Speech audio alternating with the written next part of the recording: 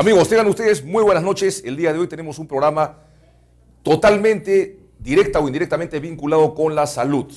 Vamos a empezar primero con el ingeniero Wilfredo Samayoa.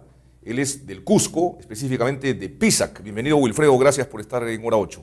Gracias, Ricardo. Un verdadero placer tenerte. Él es experto en el tema de manejo de residuos sólidos y después va a estar con nosotros, como siempre, el doctor Herbert Cuba, presidente de la Asociación Médica Peruana. Con él vamos a hablar también temas vinculados a la salud pública y a la actualidad política. Y en la parte final del programa nos comentará María Isabel Tuesta el evento que se ha realizado el día de hoy en la ciudad de Lima y que se van a realizar más eventos similares vinculado con la gastronomía alternativa saludable, es decir, la posibilidad de alimentarse bien, comer rico, con nuestra comida criolla, con nuestra comida de la sierra, de la selva, ¿no es cierto?, pero cocinada, preparada de manera saludable y utilizando naturalmente productos oriundos de nuestro querido país. Bien, empezamos con Wilfredo.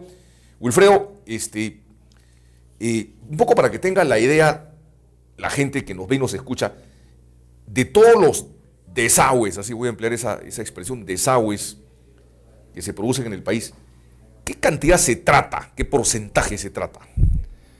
Bueno, en promedio se está tratando solo del 15%.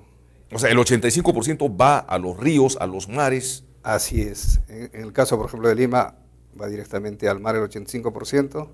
En provincias, a los ríos principales de las ciudades. Y esto que último que dices, por ejemplo, en el Cusco, en nuestra tierra, en el hermoso Valle Sagrado, en el Valle de la Convención, en el Valle de Acomayo, en tantos valles hermosos que hay, digamos, no era un problema muy serio hace 20, 30 años cuando la población era todavía pequeña. Pero hoy en día, pues, sin que haya un crecimiento demográfico impresionante, ya es un problema serio. Definitivamente es un problema serio, porque, bueno, hace años cuando vivíamos en nuestra niñez, el río Vilcanota era una zona donde podías ir a recrearte, a pescar, a bañarte, a pescar, y ahorita es un río anóxico, que si no hay oxígeno, porque prácticamente es anóxico, ¿qué quiere decir, hermano? Falta de oxígeno. Falta de oxígeno. Las truchas que viven ahí necesitan oxígeno para vivir igual que nosotros. Ya. Entonces ya no hay especies en el río Vilcanota. Entonces ya todo es un desagüe y vemos, ¿no? Ya tiene hasta un olor fétido y es preocupante. ¿Qué medidas vienen tomando a ese nivel, digamos, de provincias, de valles, de zonas rurales, los gobiernos locales, gobiernos regionales, si están tomando alguna medida? Bueno, realmente que yo sepa, absolutamente. Sé que hay programas digamos, de monitoreo de la cuenca del Vilcanota para mejorar, pero ya debe hacerse, ¿no? Cada vez, como dijiste al principio, el nivel poblacional sigue creciendo y, de hecho, el desagüe y la carga orgánica que se produce, porque lo producimos el desagüe de todos nosotros, sigue creciendo y ese río cada vez es más contaminado. Hay que construir plantas de tratamiento de residuos sólidos. Definitivamente. De todo tamaño, de todo nivel, digamos. Así es. Es la única forma de descontaminar el río y bueno, hay tecnologías apropiadas, lo que se necesita es inversión y que la población también tome conciencia, ¿no? Coméntanos un poco sobre las tecnologías y los costos de estas plantas de tratamiento. Bueno, hay diferentes tecnologías. Por ejemplo, las más baratas son las de lagunas aireadas, donde no necesitan, digamos, de maquinaria para oxigenar, porque realmente el tratamiento es darle oxígeno al ambiente donde están viviendo los virus y bacterias que producimos nosotros. De cada ser humano al momento de hacer sus excretas, el 40% es virus y bacterias, Yeah. El 60% es, digamos, el residuo que comemos concentrado que va, y esos virus y bacterias, cuando están en las pozas, necesitan oxígeno. En este caso, por ejemplo, en provincias es el oxígeno natural que ingresa y hace, igual, los virus y bacterias, como nosotros necesitamos el oxígeno, viven ellos y terminan de comérselo el 60% de esa masa fecal que producimos, y así están separando el sólido del líquido. Entonces queda el sólido y precipita hacia abajo ese lodo y la parte líquida pasa a la siguiente laguna, en este caso los de tratamiento primario, y así se va descontaminando, ¿no? Ahora, digamos, sí, disculpa, adelante, sí. Te corté. Bueno, las otras tecnologías ya son tecnologías donde se usa pues aireadores, elementos de máquina que oxigenan, ¿no? Hay plantas, digamos, de lodos activados, lagunas aireadas donde con uso de energía eléctrica a través de elementos de máquina que inyectan oxígeno a las pozas de tratamiento, se hace, digamos, el proceso, ¿no? Estás hablando, digamos, para zonas medianas, pequeñas o rurales, básicamente todo esto, ¿no? No, digamos, las lagunas digamos, naturales de oxidación es para pueblos donde, bueno, no hay recursos económicos y también un nivel poblacional bajo. Pero ya cuando el nivel poblacional ya es alto, por ejemplo, como en Lima, ya se necesita por el espacio y todo una sofisticación tecnológica. De acuerdo. Y los costos son elevados, lamentablemente. Desde hace muchísimos años se habla en Lima, por ejemplo, del colector La Chira al sur y de otra planta que nunca se ha construido al norte, por el San Miguel, me parece, que hay dos grandes desagües, ¿no es cierto?, que vienen contaminando el mar desde hace décadas, ¿no?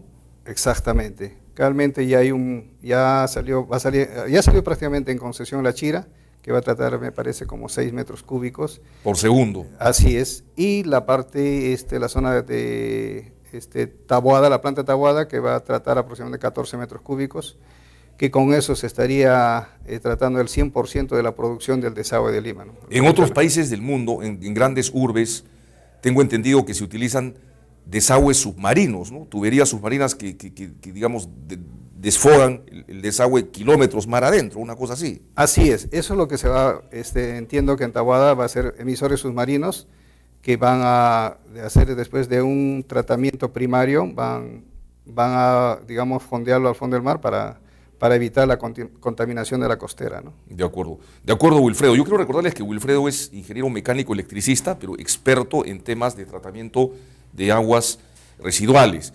Y como cusqueño que eres y nacido en Pisac, yo quería que nos concentremos en esto un poquito a que nos hables un poco más de cuánto podría costar una planta de tratamiento, vamos a decir, para una localidad. Te voy a pedir, por favor, el ejemplo de, digamos, Pisac, ¿no es cierto? O una ciudad como Quillabamba, por ejemplo, en la Convención, por decirte, de qué dimensiones de inversión estamos hablando aproximadamente, para tener una idea. Bueno, Pisac también está creciendo, mi pueblo. Y mucha artesanía está desarrollando. Y bueno, ahí el comercio hace que haya más población por la zona, y también ya producen más desagüe, ¿no? Por supuesto. Ya he visto que tienen plantitas de oxidación, de lagunitas de oxidación.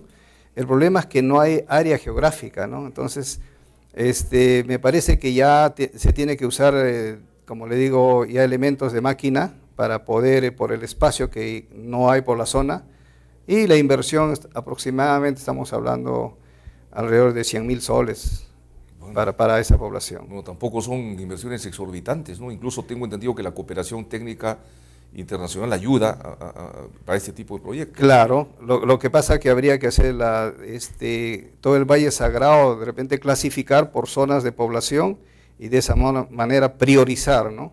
Las zonas urbanas, porque sé que en las zonas rurales ya hay, digamos, plantillas de tratamiento, ya están, ¿no?, conectándose para que ya una vez tratada ingrese al Vilcanote y de esa forma no seguir contaminando.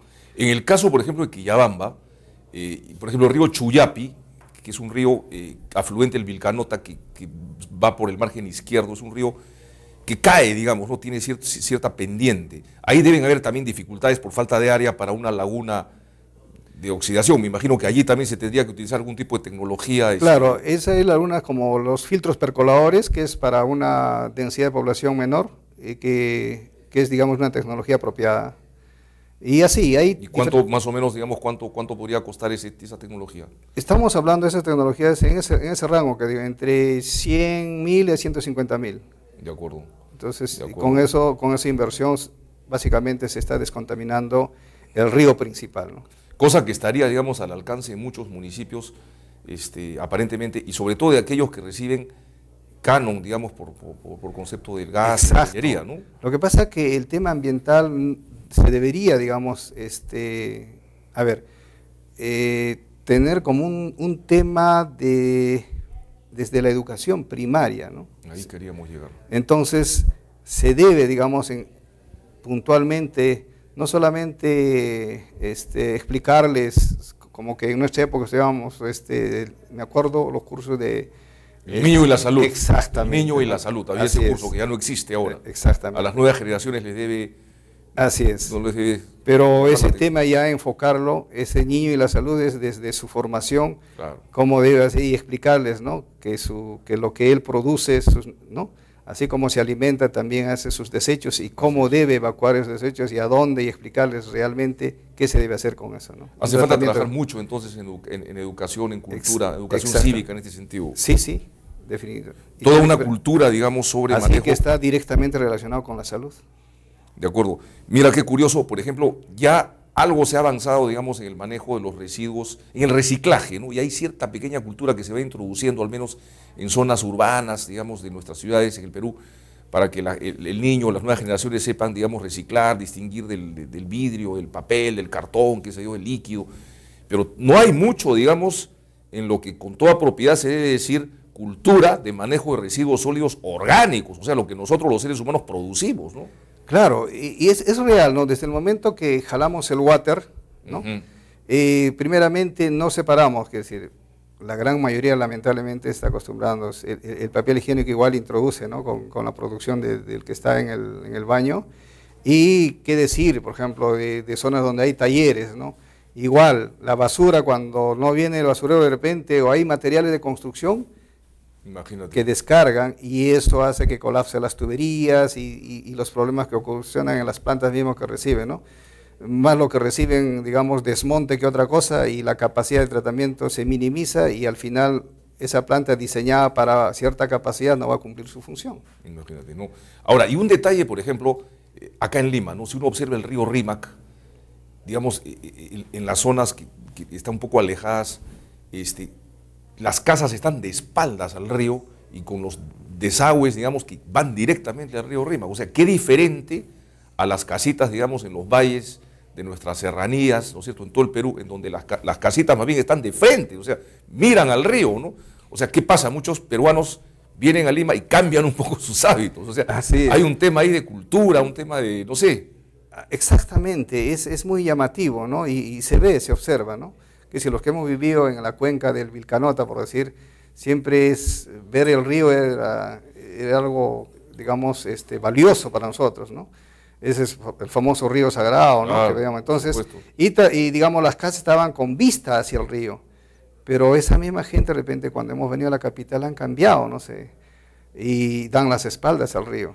Hay que hacer un trabajo muy, muy grande entonces en ese aspecto. Definitivamente, ¿no? Finalmente, Wilfredo, ya para terminar, porque el tiempo nos queda corto, ¿cuáles son los principales riesgos para la salud? O sea, los más inmediatos que confrontan las familias. Bueno, definitivamente se tiene que ampliar las plantas de tratamiento, o en todo caso agilizar esto, y más que todo la cultura. ¿Qué pasa?